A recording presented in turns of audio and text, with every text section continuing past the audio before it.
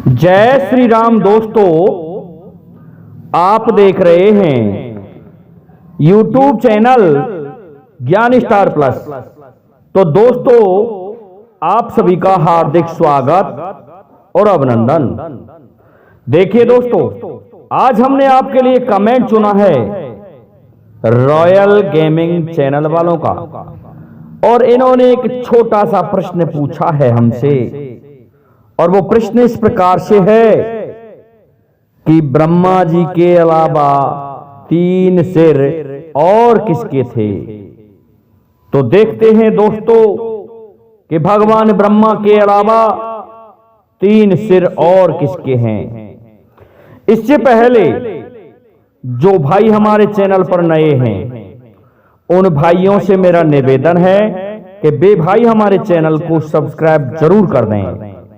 तो आते हैं मुख्य कथा वस्तु पर। इससे पहले जो भाई हमारे ऐसे हैं सब्सक्राइब नहीं करते, तो थोड़ी दया भी किया करो दोस्तों। आपको प्रत्येक दिन एक नया वीडियो मिल रहा है। तो होता क्या है कि एक बार देवगुरु बृहस्पति इंद्र की सभा से अचानक उठ खड़े हुए, और जब अचानक उठ खड़े हुए तो इंद्र को शंका हो जाती है देवगुरु पर, और उस सभा को छोड़ के इंद्र भी देवगुरु का पीछा करते हैं। रास्ते में जाके देवगुरु बृहस्पति को इंद्र पकड़ लेते हैं और कहते हैं कि गुरुदेव, अचानक मेरी सभा में से इस तरह उठ खड़े होकर कहां जा रहे हो? क्या आप हमारा कहीं भेद तो खोलने नहीं जा रहे कि इंद्र अब इस समय नाच गान में और अपनी सभा में व्यस्त है, विलासता में व्यस्त है। इससे देवगुरु बृहस्पति महाराज कुपित हो गए, क्रोधित हो गए और कहने लगे, देवराज, तुमने अच्छा नहीं किया, और अब मेरा तुम्हारा रिश्ता भी क्या रह गया जब तुम्हें इतना ही भ्रम पैदा हो गया है। तो लेकिन सावधान, मैं जा रहा हूं। ऐसा कहकर के देवगुरु बृहस्पति महाराज चले जाते हैं कि उसी समय वृत्रासुर नाम का एक राक्षस इंद्र पर चढ़ाई कर देता है, और इंद्र ने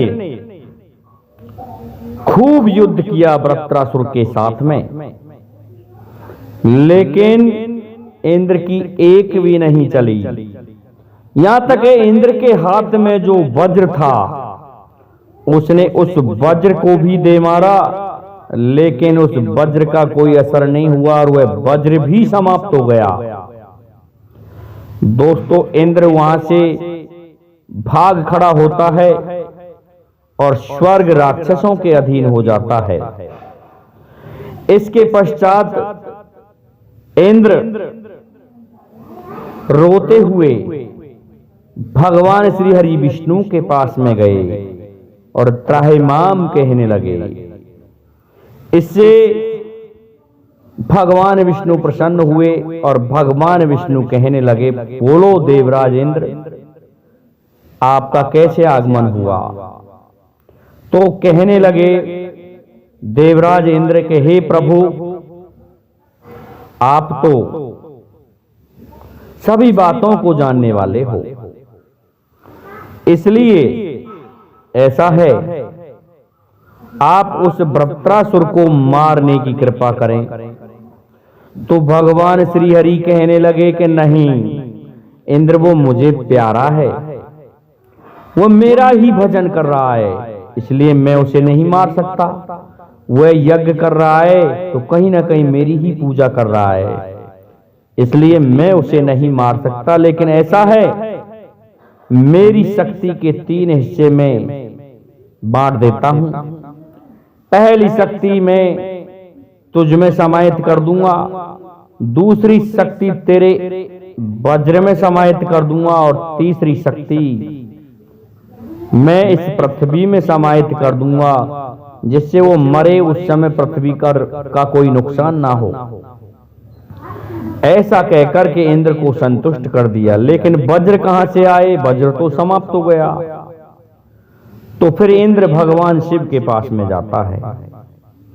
भगवान शिव ने महर्षि दधीचि को आदेश दिया कि ऐसा है, आप जाइए, अपने प्राणों को छोड़ दीजिए और हमारे शिवलोक में निवास कीजिए।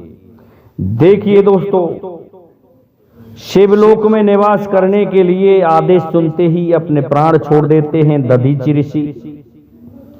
इस बात का पता चला कि इंद्र के स्वार्थ के कारण मेरे पति ने ये प्राण त्यागे हैं, तो ऋषि पत्नी को क्रोध आ गया और जैसे ही कामधेनु गाय ने उसकी हड्डियों को साफ किया तो उसमें से वज्र निकला। उस वज्र को प्राप्त करने लगा, उसी समय ऋषि पत्नी आ गई और उसने एक श्राप दिया कि स्वार्थी इंद्र, तुझे बहुत जल्दी एक ब्रह्म हत्या लगने वाली है, इसलिए तू ब्रह्म हत्या का पापी होगा। दोस्तों, इंद्र उस वज्र को प्राप्त करके जाता है, तब तक वृत्रासुर अपने भाई छोटे को अपना राजपाट संभाल करके वन में तपस्या करने चला जाता है। इंद्र को चैन कहां था? इंद्र ने तो सबसे पहले उस वन में पहुंच करके और वृत्रासुर को मार डाला।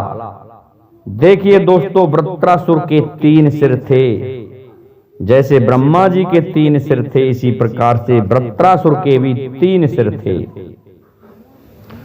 तो ये तो यहां तक उत्तर रहा, लेकिन वृत्तांत पूरा नहीं आया। आगे की कथा भी हम सुनाए देते हैं आपको, श्रीमान जी पूछने वाले हो। तो क्या हुआ?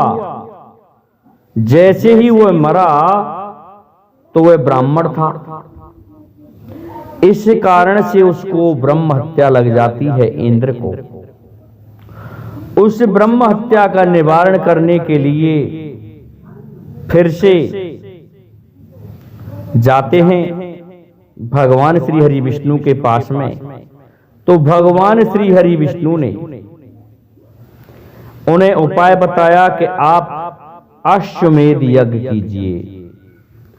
तो इंद्र ने 100 अश्वमेध यज्ञ किए, तब जाकर के वह उस ब्रह्म हत्या से मुक्त हुआ।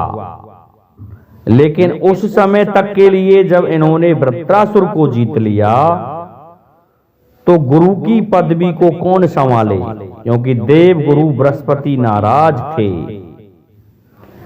इसलिए भगवान शिव के परामर्श के अनुसार और देवताओं के परामर्शानुसार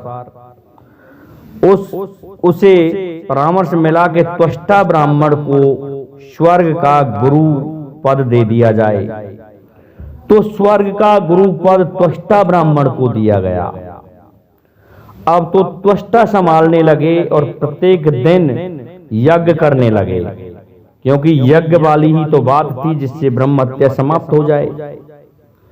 इसके पश्चात क्या होता है, जब इस प्रकार से यज्ञ करता रहा त्वष्टा, तो उसके पास में एक राक्षस भी आ जाता है और वह राक्षस कहता है कि ब्राह्मण, तुम्हारी माँ है वो हम में से ही है, हम राक्षस हैं, इसलिए एक आहुति राक्षसों के नाम की भी दे दिया करो। तो त्वष्टा ने मान लिया उनकी बात को और एक आहुति उस यज्ञ में राक्षसों की भी देने लग गया। जब 100 यज्ञ पूर्ण होने को थे तो इंद्र ने देखा कि देवताओं का कोई तेज नहीं बढ़ा है। तो इंद्र क्रोधित हो गए और कहने लगे कि ये देवताओं का तेज क्यों नहीं बढ़ा। तो उन्होंने खुफिया एजेंसी जो आजकल लगा देते हैं, इस प्रकार से काम किया और देखा कि अंतिम जो आहुति थी वो राक्षसों को जाती थी। इससे इंद्र क्रोधित हो गया और वज्र से त्वष्टा ब्राह्मण का शीश भी काट दिया। अब तो दोस्तों 2 ब्रह्म हत्या लग जाती हैं इंद्र को। इंद्र परेशान था क्योंकि एक तो वृत्र को मार दिया और दूसरा त्वष्टा को मार डाला। अब क्या होता है, इंद्र बेचारा काले कलूटे स्वरूप में हो गया और छुप कर के कमल नाल में रहने लगा। फिर एक दिन भगवान श्री हरि विष्णु और ब्रह्मा जी और बृहस्पति महाराज स्वयं आ जाते हैं। इंद्र से कहते हैं कि इंद्र इस कमल नाल से बाहर आओ। बाहर बुलाया तो ब्रह्मा जी ने उस ब्रह्म हत्या के 3 भाग किए। पहला भाग उस अस्त्र को दिया जिस अस्त्र से त्वष्टा का वध किया था। दूसरा भाग स्त्रियों को दिया जिससे वो 3 दिन तक डाकिन चुड़ैल और फिर जाके स्त्री स्वभाव में आती हैं।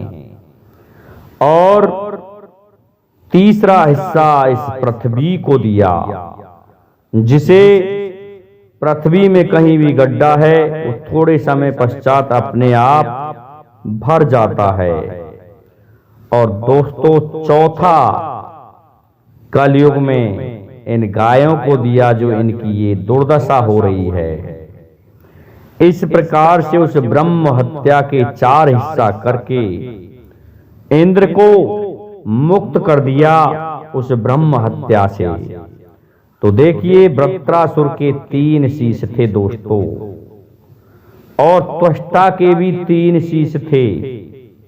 रॉयल गेमिंग चैनल वालों ये आप पढ़ सकते हो, इसलिए पुराणों में देखें और आपको ये कथा मिलेगी। आज के लिए इतना ही काफी है। जय हिंद, जय भारत, जय जय श्री राधे।